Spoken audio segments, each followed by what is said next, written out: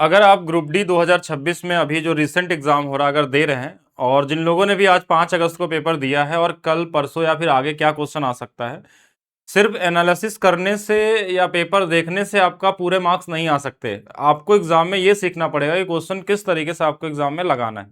Question देख के कैसे लगा सकते हैं एग्जाम में, ये अप्रोच अगर आपने सीख लिया तो आप हजारों लोगों से आगे निकल सकते हैं। तो आज हम देखेंगे कि आज 5 अगस्त को क्या-क्या क्वेश्चन किस तरीके से पूछे गए थे। क्वेश्चन का लेवल आज का इजी लेवल बोल सकते हैं। कुछ क्वेश्चन को इजी से थोड़ा ऊपर रख सकते हैं, लेकिन मैक्सिमम क्वेश्चन जो था आपका वो बेसिक और कॉमन वाले क्वेश्चन थे। जो तरीका मैं आपको बताऊंगा ये आपको सिर्फ यही मिलने वाला है इस क्वेश्चन को लगाने का। जैसे ये क्वेश्चन 3 तारीख वाले पेपर में भी आपको देखने को मिला था और आज भी देखने को मिला था। ये दो जो सक्सेसिव डिस्काउंट आता है या 3 वाला सक्सेसिव डिस्काउंट आता है, ये आपके एग्जाम में देखने को क्वेश्चन मिल रहा है। इसको कैसे आप एग्जाम में लगा सकते हैं, दूसरे से अलग कैसे लगा सकते हैं, आम लोग कैसे लगाते हैं और एक अच्छे स्टूडेंट कैसे लगाते हैं, वो डिफरेंस आप खुद समझिएगा। कभी भी अगर आपको सक्सेसिव डिस्काउंट निकालना हो, कभी भी सक्सेसिव डिस्काउंट निकालना हो, तो इसके अंदर में अगर आपको ये 28 नंबर दिख गया, 28 अपने आप में एक बड़ा यूनिक नंबर है। ये भी आया हुआ क्वेश्चन है जो इससे पहले वाला ग्रुप डी हुआ था, बस वहां से मैंने ले लिया इस क्वेश्चन को। अगर 28 दिख गया तो आपको सिर्फ ऑप्शन में क्वेश्चन को सॉल्व नहीं करना है, सिर्फ ऑप्शन में ये देखना है कि किसका डिजिटल सम 1 आने वाला है। डिजिटल सम निकालना बहुत आसान है। 6 4 10 1 और 3 4 आ जाएगा, इसका नहीं होने वाला है। 8 गुणे 3 24 4 28, 28 का मतलब 10, 10 का मतलब 1, यानी ये हो जाएगा।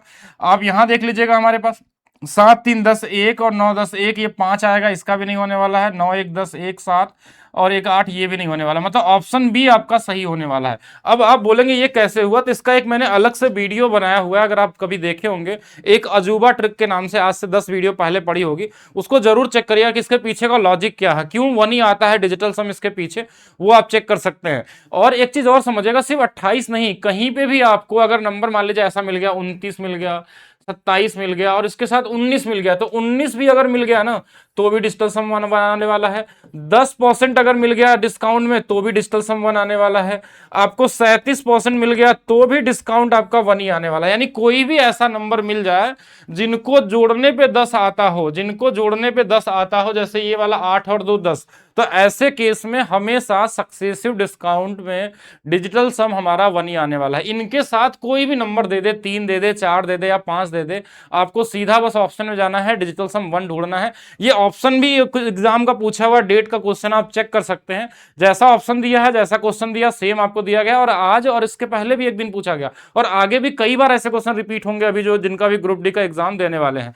चलिए नेक्स्ट क्वेश्चन की तरफ चलते हैं। नेक्स्ट क्वेश्चन क्या आया था, आज एक क्वेश्चन और पूछा गया था आपके एग्जाम में।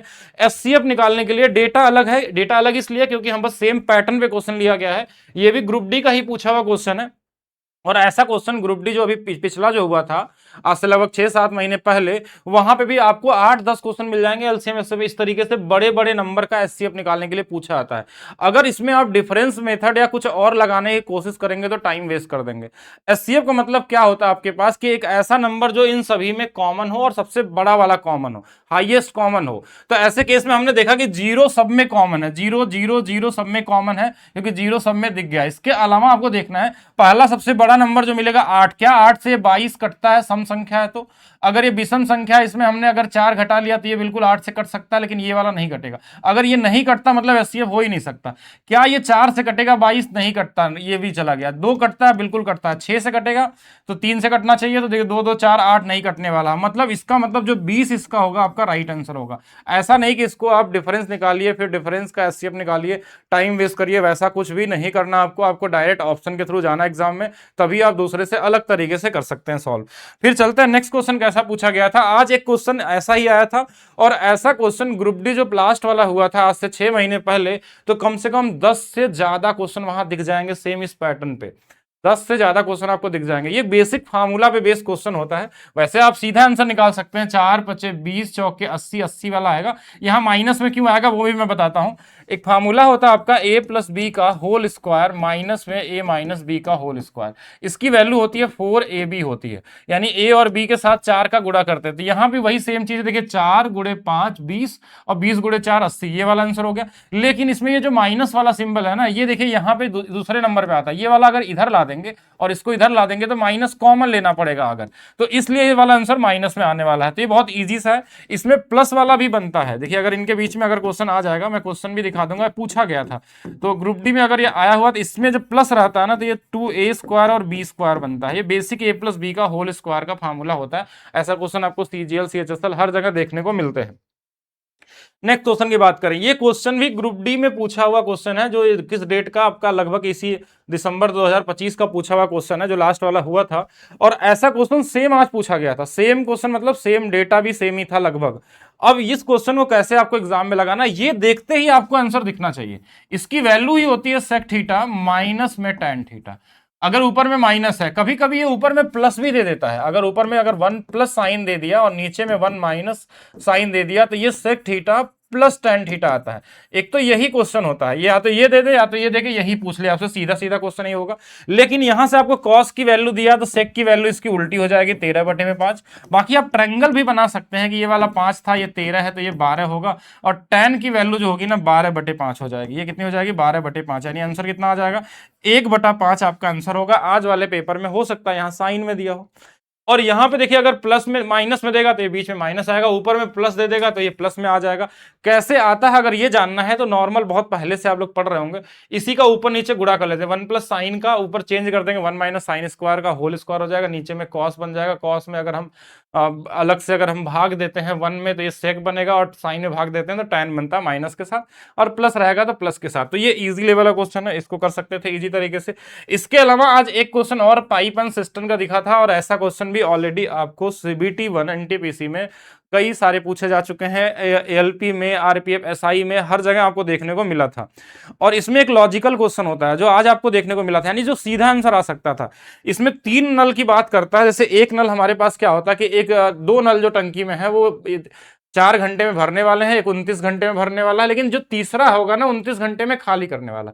अगर एक 29 में भरने वाला है और एक 29 में खाली करने वाला, तो इस नल का कोई यूज नहीं है, क्योंकि जितना वो भरेगा उतना निकाल देगा, यानी एक्चुअल में टंकी ना 4 ही घंटे में भर जाएगी, यही आपका आंसर हो जाएगा।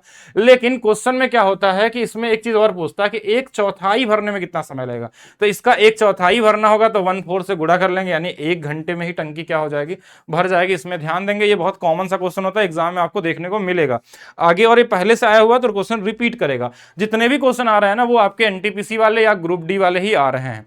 अब लेकिन इसको एग्जाम में जल्दी कैसे लगाना, उसके लिए मैं बता देता हूं कि मेरा एक बैच है संपूर्ण मैथ्स का बैच, जिसकी प्राइस 49 रुपए कर दी गई है। आज इसका लास्ट डेज है, जिसके 49 रुपए में आपको मिलने वाला है। Maths by DP sir official app पे आपको ये मिल जाता है, जिसके अंदर में जिनको भी ग्रुप डी का देना है ना वो सिर्फ NTPC वाला पेपर और इसके अलावा ग्रुप डी वाला पेपर, ये 2 पेपर को ही क्वेश्चन को सॉल्व करके चले जाएं। और इसके अलावा टेक्नीशियन ALP भी पढ़ सकते हैं, तो बहुत अच्छी बात है। अभी आपको बहुत लंबा एग्जाम में चलने वाला है, तो अगर सिर्फ इतना करते हैं ना तो आप मैथ्स के लगाने के नजरिया को चेंज कर सकते हैं। किस तरीके से एग्जाम में क्वेश्चन को लगाना चाहिए वो अप्रोच आपको यहाँ मिलने वाला है, और सभी टाइप के क्वेश्चन कवर है। आप सोचेंगे सिर्फ एक क्लास करके हम अगला दिन का पेपर देते, तो हो सकता है कि आपको 4-5 क्वेश्चन इस क्लास से भी मिल जाए आपको कल वाले पेपर में।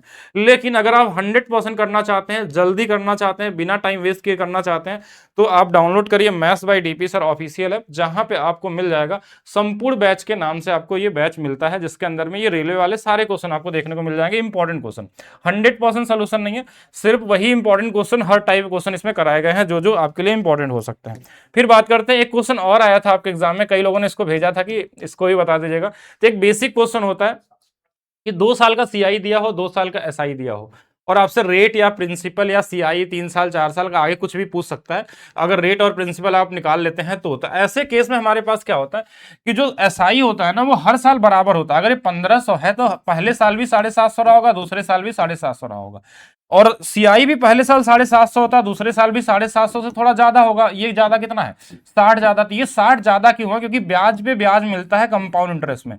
तो 60 बटे में हमारे पास क्या हो जाएगा 750, ये हो जाएगा 3 से 2 बार, 3 से 25 बार, ये होता है 8%। अगर आपसे रेट पूछा गया होगा एग्जाम में तो 8%। अगर प्रिंसिपल पूछा जाए तो 8% जो है ना वही तो ब्याज है 1 साल का, 750 है। तो यहां से आप 100% निकाल सकते हैं, यहां से आपका प्रिंसिपल आ जाएगा। प्रिंसिपल रेट मिल गया तो फिर आपको 2 साल 3 साल 4 साल का सीआई पूछ ले या कुछ भी पूछ ले, आप हर एक चीज निकाल सकते हैं। कुछ अमाउंट पूछ ले तो हम निकाल सकते हैं। तो इसको भी ध्यान रखेंगे, क्वेश्चन रिपीट हो सकता है। अच्छा क्वेश्चन है, इसका क्वेश्चन मिला नहीं हमको, ये पूछा हुआ क्वेश्चन आपके एग्जाम में आया हुआ है, यानी कि इससे पहले भी आ चुका है, ऐसा नहीं कि नया क्वेश्चन है, पहले भी कई बार आ चुके हैं। तो इस तरीके से मिल सकता है। अभी डिफरेंस वाले क्वेश्चन अभी देखने को नहीं मिला, तो हो सकता है आने वाले समय में डिफरेंस वाला मिले। डिफरेंस वाला पढ़ के जाइएगा जो एनटीपीसी में पूछा गया था। एक क्वेश्चन और, ये कई लोगों ने बताया कि ऐसा क्वेश्चन पूछा जा रहा है, सेम डेटा नहीं है लेकिन ऐसा क्वेश्चन आपके एग्जाम मिल रहा है। तो अगर ये क्वेश्चन आ रहा है आपके एग्जाम में तो इंपॉर्टेंट क्वेश्चन है, मतलब अच्छा क्वेश्चन है। ऐसे क्वेश्चनों में लगभग मैक्सिमम लोग छोड़ देते हैं या लगाने में उनको प्रॉब्लम होती ही होती है, और क्योंकि इसमें कैलकुलेशन भी अच्छा होता है और लगाने में 2 स्टेप में जाना पड़ता है। तो मैं लगाने का तरीका आपको सबसे इजीएस्ट तरीका बताता हूँ, रेशियो वाला। कि एक क्वेश्चन है, किसी वस्तु का अंकित मूल्य में इतना इतना की 2 क्रमिक छूट देने के बाद 72 का लाभ होता है। ये 2 छूट दे देता है ना, तो हमारा ये वाला फार्मूला फेल हो जाता है। कौन सा वाला? 100 माइनस डिस्काउंट और 100 प्लस प्रॉफिट वाला। ये तभी काम करता है जब एक डिस्काउंट और एक प्रॉफिट की बात हो। यहाँ पे 2 डिस्काउंट दे दिया, तो आप क्या करिए, सीपी एमपी हमको पता नहीं है, तो सीपी और एमपी का अनुपात हमको निकालना पड़ेगा। या तो इससे निकालिए, अगर एक डिस्काउंट रहता तो हम इससे सीधा निकाल लेते, लेकिन अगर 2 डिस्काउंट दिया है ना, तो गो विथ रेशियो मेथड। तो इसमें पहला छूट 50% का 1/2, यानी 2 से 1 छूट होगा तो 1 हो जाएगा। अच्छा, दूसरा छूट जो हमारे पास 14%, ये 7/50 होता है, यानी 50 से अगर 7 की छूट हो जाएगी तो 43 हो जाएगा। ये दोनों छूट देने के बाद जो रिजल्ट हमारे पास था वो 72% का लाभ था। इसको हम बोलते हैं 18/25, यानी 25 वाला सामान हमने 43 रुपए में बेचा था। यहां से सीपीएमपी का अनुपात आप निकाल सकते हैं। कैसे? कि जो नंबर जिधर से कट जाए काट सकते हैं। जैसे 25 से कट जाएगा 2 बार में, और इधर बचा है 4, इधर बचा है 1, यहां भी 1 बचा हुआ था। जो इधर वाला नंबर है इसको इधर गुणा करते हैं, इधर वाला इधर, तो इधर वाला 1 है तो यहाँ 1 रहेगा, और इधर वाला 2 और 2 यानी 4 आ जाएगा। यानी कि अगर हमारे पास सीपी 1 है तो एमपी 4 होने वाला है। अब आगे क्वेश्चन में दूसरा टास्क क्या बोला, अगर अंकित मूल्य पे 60% की वृद्धि कर दी जाए।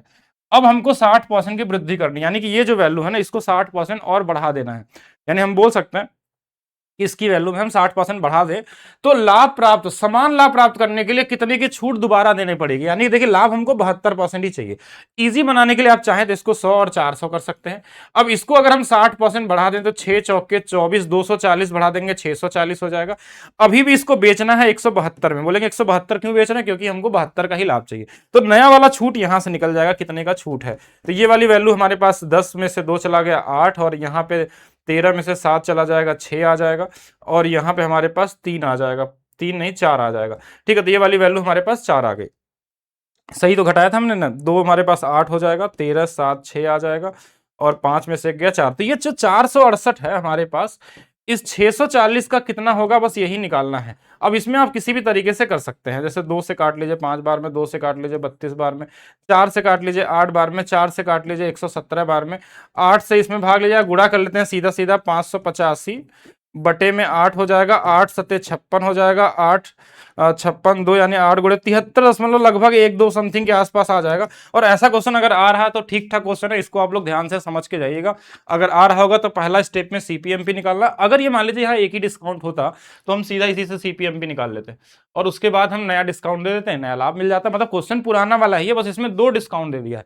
अब अगर इसमें हो सकता है कि आगे फ्यूचर में अगर 3 या 4 या वेरिएबल डाल दिया जाए तो भी ये रेशियो वाला मेथड ही काम करने वाला है। ये वाला मेथड अगर लगाना भी है तो इसको लगा सकते हैं, लेकिन पहले इनका फिर सक्सेसिव निकालिए, फिर वहां टाइम वेस्ट करिए या फिर फार्मूले का यूज करिए, तो वो आपका बेकार हो जाता है। चलिए नेक्स्ट और देखते हैं हम लोग। देखिए ये वाला क्वेश्चन मैंने डाल दिया कि अगर माइनस वाला आज पूछा गया था तो हो सकता है कल प्लस वाला भी आ जाए। तो हमको इसमें क्या करना होता है, 2a² प्लस b² वाला फार्मूला लगाना होता है। यानी कि 2a का स्क्वायर, 3 का स्क्वायर कितना है हमारे पास 9x², और b के जगह पे 2 का स्क्वायर कितना है हमारे पास 4 हो जाएगा। तो ये कितना हो जाएगा 18x² प्लस 8 आपका आंसर हो जाएगा। तो यहाँ पे जो आंसर मिलने वाला ऑप्शन नंबर बी मिलने वाला है। कभी कभी इसमें हमारे पास ऐसा भी दे देता है, ये भी आया हुआ ग्रुप डी का, इसलिए मैंने बस डाल दिया कि आप लोग देख लीजिएगा। ये माइनस वाला है तो 4, ए की वैल्यू कितनी है 2x है हमारे पास, और बी की वैल्यू 3 है, और माइनस में 24x है। तो 3 दूना 6 चौके 24 से 24 कट जाएगा, और आंसर कितना आ जाएगा 0 आ जाएगा। इसको भी ध्यान रखिएगा आप लोग। एक क्वेश्चन आज और पूछा गया था 11 के डिविजिबिलिटी पे, ये डेटा सेम नहीं है लेकिन हमने लिया है ग्रुप डी के क्वेश्चन, आपका जो आया हुआ है पहले का क्वेश्चन, लेकिन आज भी आया था 11 के डिविजिबिलिटी पे, रूल आपको मिला था। और इसमें आपसे इसमें p का मान x का मान कुछ भी आपसे एग्जाम में पूछा जा सकता है। तो 11 की डिविजिबिलिटी रूल जो हम लोग लगाते हैं उसमें हम क्या करते हैं, अल्टरनेट नंबर लेते हैं, जैसे 9 5 14 और p और 7, 21 हो जाएगा। 21 प्लस पी, और इसमें हम घटा लेते हैं जो अल्टरनेट नंबर है, 4 3 7 और 8 15, इनका डिफरेंस या तो 11 मिल जाए, या तो 22 मिल जाए, या तो 0 आ जाए। तो अगर मैं इस पी के जगह पे मैं बात करूं तो हम क्या कर सकते हैं, देखिए इसमें 15 घट जाएगा तो ये पी प्लस हमारे पास 6 आ जाएगा, इसकी वैल्यू 11 ले लें तो पी का मान हमारे पास कितना आ जाएगा, 5 आ जाएगा। तो ये बेसिक क्वेश्चन में आता है, इसको कॉमन तरीके से लगा सकते थे। चलिए नेक्स्ट और देखते हैं। एक क्वेश्चन ये भी आपके एग्जाम में देखने को मिला था, और कुछ लोगों का कहना था कि ये ऐसा नहीं इस तरीके से था। तो अगर कुछ भी आ जाए, अगर मान लीजिए इजी वाला रहा होगा तो फिर तो कुछ भी नहीं करना है। इसकी वैल्यू 2 दिया था, और यहां से आपसे पूछा गया था tan square theta plus cot square theta. अगर ये हमारे पास दोनों एक दूसरे के रेसिप्रोकल होते हैं और इनकी वैल्यू अगर 2 मिल जाती है, तो ऐसे केस में इसकी वैल्यू हमेशा ही 2 ही रहती है। जैसे अगर मैं क्वेश्चन में ऐसे भी दे दूं कि अगर हमारे पास tan theta plus cot theta की वैल्यू अगर 2 दिया है, अगर मैं यहाँ ऐसे भी लिख दूं ना, tan के पावर 2027 और प्लस कॉट के पावर 2027, तो भी हमारे पास 2 ही आने वाला है। ये 2 अपने आप में बहुत यूनिक नंबर है, क्योंकि इनकी वैल्यू 1 1 के हिसाब से आती है, इसलिए दोनों की वैल्यू के पावर कुछ भी रख देंगे 2 ही मिलने वाला है। और रही बात अगर ये वाला रहा होगा जो ग्रुप डी में पूछा गया है, तो ये बेसिक क्वेश्चन में आ गया, ये 1 प्लस tan स्क्वायर होता है और ये 1 प्लस कॉट स्क्वायर होता है। तो ये 1 और 1 2 जो है ना, इस 13 में घट जाएगा और आंसर 11 आ जाएगा, फिर वही रिजल्ट हमारे पास मिल जाएगा। तो जैसा भी दे दे उसके हिसाब से हम लोग कर सकते हैं एग्जाम में। अगर ये वाला दिया होगा, अगर ये tan कॉट के साथ दिया है ना, तो हो सकता है ये साइन के साथ कोसेक दे दे, ऐसा दे दे, साइन प्लस कोसेक की वैल्यू 2 दे दे, और आपसे इसका पावर में 5 पूछ ले, 6 पूछ ले, जो भी दे दे उससे कोई फर्क नहीं पड़ता, ये 2 ही मिलने वाला है। सेक के साथ कॉस भी दे सकता है, उससे भी आंसर बन सकता है। एक बिकड़ वाला क्वेश्चन जो पहले दिन से पूछा जा रहा है आपके एग्जाम में, और इसमें हमारे पास क्या दिया रहता है, बिकड़ दिया है, क्या दिया है, L square plus B square की वैल्यू 89 है। अगर मैं इसको रूट हटा दूं तब ये इधर वाला रूट हट जाएगा, ठीक। उसके अलावा हमारे पास एल और बी जो दिया हुआ वो कितना दिया है, 40 दिया है। परिमाप आपसे पूछा गया है, एल प्लस बी का मान पूछा गया है कि ये कितना होगा। तो ये या तो ये फार्मूला से लगा लीजिए, अगर फार्मूला लगाते हैं तो इस तरीके से जा सकते हैं, ए प्लस बी का होल स्क्वायर वाला फार्मूला। अब जिनको फार्मूला में दिक्कत होती है वो सीधा वैल्यू सोच सकते हैं कि फैक्टर बना लेते हैं। क्या ही हो सकता है, 8 और 5 40 है, और 8 का स्क्वायर 64, और 25 जोड़ने पे 89 भी आ रहा है। तो बस हमारा आंसर आ जाएगा 8 और 5 13 दूना 26, तो 26 आपका क्या हो जाएगा, यहाँ परिमाप हो जाएगा। या फिर आप वैल्यू यहाँ रख के, इनकी वैल्यू रख के भी एल प्लस बी का मान निकालिए, फिर उसको डबल कर लीजिए, वहां से भी आंसर हमको सेम आपको देखने को मिल जाएगा। चलिए नेक्स्ट और देखते हैं। ये क्वेश्चन कई लोगों का कहना है कि जैसे ये कल वाले शिफ्ट में तो दिया ही भी गया था, और इसके अलावा आज भी दिया गया था, और ऐसा क्वेश्चन ग्रुप डी में पहले भी आ चुका है 2025 में। अब ये अगर क्वेश्चन आपके एग्जाम में आ रहा है तो ये बहुत कॉमन वाला क्वेश्चन होता है, जिसमें छोड़ने और पकड़ने की बात होती है। ऐसे केस में आपको ये ढूंढना होता है कि कोई एक ऐसा नंबर ढूंढिए जो इन तीनों से कटने वाला नंबर हो। तो हम बोलेंगे इन तीनों से कटने वाला नंबर 96 ले लिया, ठीक है, ये हमारे पास 96। तो अब बोलेंगे ये इससे कितने बार में कट जाता है, तो ये हमारे पास 16 से 6 बार में कटता है, 48 से 2 बार में कटता है, और 32 से 3 बार में कटता है, ठीक है। ये वाली वैल्यू हो गई इनकी। अब अगला डेटा में हमारे पास क्या दिया, इसमें देखिए हमारे पास पहला ये रॉबर्ट था, ये क्रिस था, और ये जेरेमी था। अब इसके अलावा हमको बोला तीनों मिलकर कार्य शुरू करते। रॉबर्ट 2 दिन बाद कार्य छोड़ देता है, तो रॉबर्ट जो है ना, इसकी क्षमता कितनी है, 6 है। तो 2 दिन बाद छोड़ देता ना, जिसमें 6 का 2 में गुना करेंगे, 12 इसमें घटा लेंगे, और इसको भी हटा देंगे। अब इसका काम है नहीं, इसके कार्य को हमने काम से बाहर निकाल दिया। अगला क्या बोला गया कि जो इसमें क्रिस था वो 4 दिन पहले छोड़ दिया, जिसके साथ पहले वर्ड जुड़ता है, तो 4 और दूना 8, यानी इसका 8 काम इसमें जुड़ जाएगा। इसको हम लोग काम से बाहर नहीं निकालते, इसको अंदर कर लेते हैं। अब यही वैल्यू को आपको सिर्फ डिवाइड कर लेना है, किससे, जो लोग बचे हुए हैं 5 से। अब ये हमारे पास देखिए कितना हो जाएगा, इसमें 4 जुड़ जाएगा, ये हमारे पास 48 था, 32 से 3 बार था, और यहाँ पे 2 थे, और ये बच गया हमारे पास 6, 2 दिन बाद छोड़ा था, ये 4 दिन पहले छोड़ दिया था, तो 4 दूना 8। जेरेमी ने इसमें कुछ नहीं किया था, तो सारे तो सही किए हम लोग ना, ठीक है। तो ओवरऑल 4 इसमें घटा लीजिए, और कुछ नहीं करना है, ठीक है। 4 घटा लेंगे तो हमारे पास कितना बचेगा, 92, 5 से भाग दे दीजिए, तो ये लगभग 18.4 वाला ही सही होगा, ठीक है। मतलब सही किया था मैंने, बस रीचेक कर रहे थे हम लोग। तो ये आंसर होगा बेसिक। आप चाहें तो इसको पूरा लिख के भी कर सकते हैं, ऐसा कुछ है नहीं। एक 16 है, रॉबर्ट है, एक क्रिस जो हमारे पास है वो 48 है, और जेरेमी जो है वो 32 है। इन सबका एलसीएम ले लेंगे, 96, ये 6 बार में, ये 2 बार में, ये 3 बार में।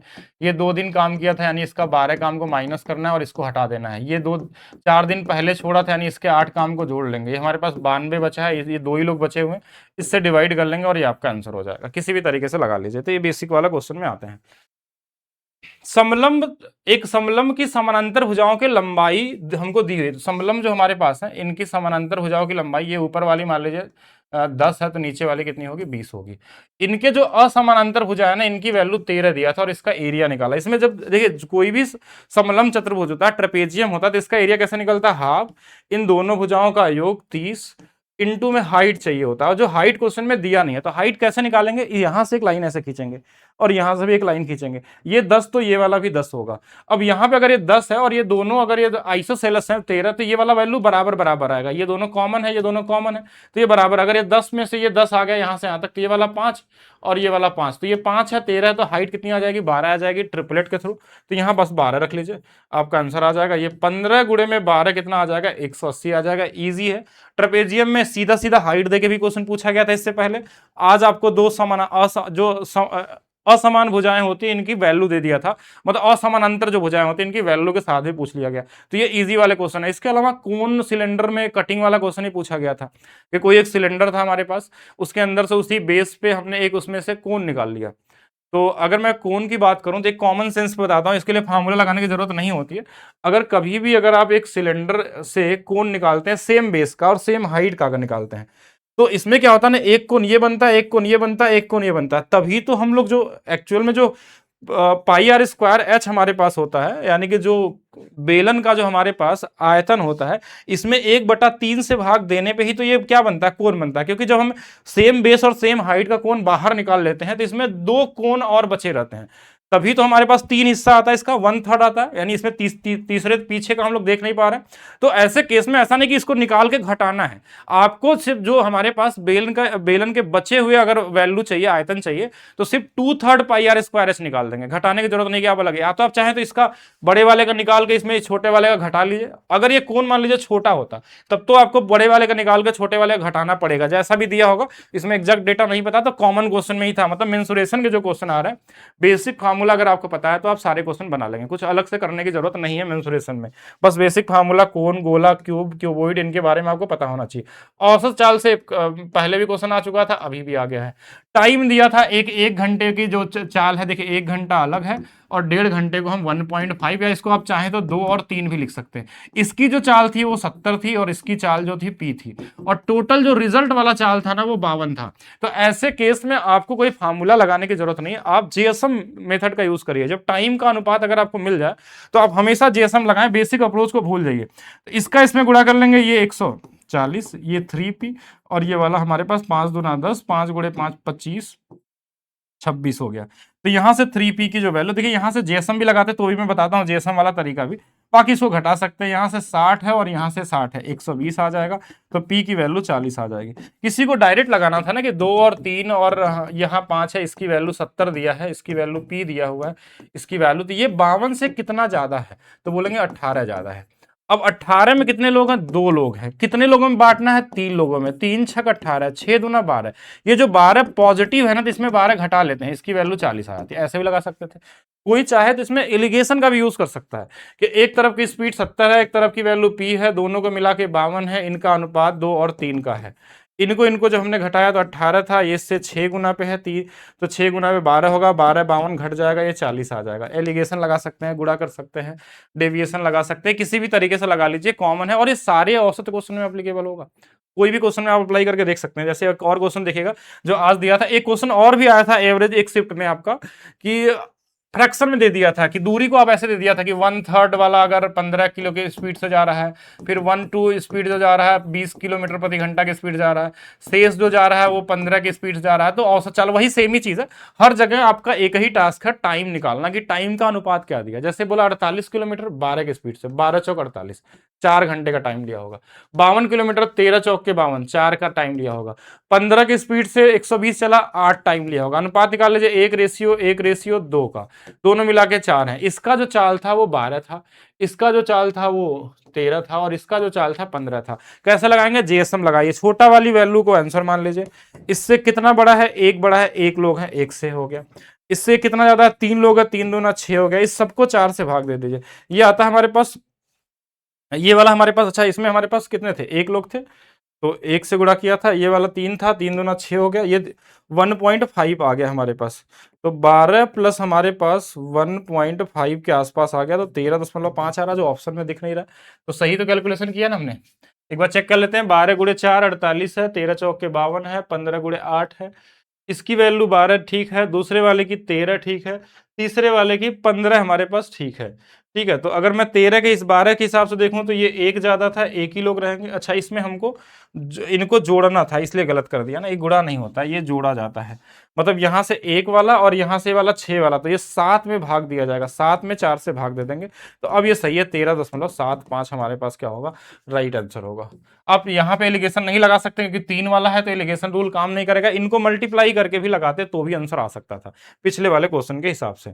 नेक्स्ट, एक क्वेश्चन ऐसा भी दिया गया था, सेम डेटा का नहीं पता, लेकिन इस तरीके के फॉर्मेट में क्वेश्चन आज आपसे पूछा गया था एग्जाम में। और ऐसे क्वेश्चन में देखिए, अगर ये वाला जो हमारे पास एंगल होता है ना, ये वाला इसके बराबर, यानी ये भी 48 डिग्री प्लस एक्स डिग्री बराबर, ये पूरा लाइन 180 होता है, यानी 2x प्लस 48 बराबर में 180 हो जाएगा। तो 2x की वैल्यू हमारे पास 132 आ गई, x की वैल्यू कितनी आ जाएगी, 66। अगर x का मान पूछा गया तो आंसर क्या होगा, 66 होगा। तो ऐसे क्वेश्चन भी देखने को मिले थे आपके एग्जाम में। तो ऐसा भी कुछ भी सकती, ये वाला इसके बराबर होता है। अब इसमें ध्यान रखना, अंदर वाले कोड जो होते हैं सिरसा विमुख कोड होते हैं, और कि ये वाला जो एंगल होगा इस वाले के बराबर होता है, ये वाला इसके बराबर। मतलब आपको बेसिक जानकारी है तो आप कर सकते हैं, कॉमन क्वेश्चन ही आपके एग्जाम में था।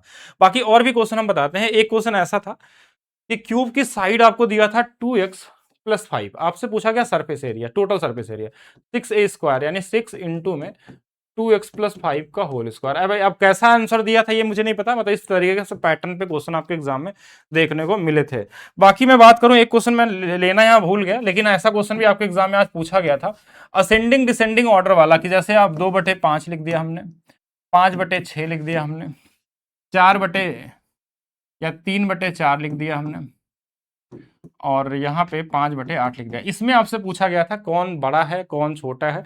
ये नंबर डेटा छोटे वाले भी हो सकते हैं, बड़े वाले हो सकते हैं, दोनों को लगाने का अलग अलग तरीका है। इसमें डिफरेंस वाले मेथड से भी सॉल्व कर सकते हैं, इसमें आप परसेंटेज, अगर छोटा नंबर है परसेंटेज से भी सॉल्व कर सकते हैं। जिनके पास परसेंटेज का बेसिक नॉलेज है, ये 40% हो जाएगा। 1/6 16/85 यानी ये 83.33 हो जाता है लगभग। 3/4 75% होता है। 5/8 62.5 होता है। सबसे छोटा कौन है, सबसे बड़ा कौन है, असेंडिंग ऑर्डर डिसेंडिंग ऑर्डर जो भी लिखना हो, अगर ये छोटे डेटा है तो परसेंटेज से लगा लीजिए, बड़े डेटा है तो इनके डिफरेंस से लगा लीजिए, और ज्यादा बड़े हैं बहुत ज्यादा मतलब अलग अलग चीजें दी हैं तो आपको सीधा डिवाइड करके भी चेक कर लेना है, और पूरा एग्जैक्ट डिवाइड नहीं करना है, कॉमन डिवाइड करके भी निकाल लेना है कि कितना आंसर हो सकता है। ठीक है, और मैं अगर मैं क्वेश्चन की बात करूं तो और क्वेश्चन जो यहाँ पे सेम जैसे नहीं मिल पाए थे जो आपके एग्जाम में पूछे गए हैं आज, मैं थोड़ा और भी डिस्कस कर लेता हूँ कैसे कैसे क्वेश्चन थे आपके। ठीक है, वेट करेंगे एक बार, मैं चेक कर लेता हूँ। औसत चाल मैंने बता दिया, कॉमन था।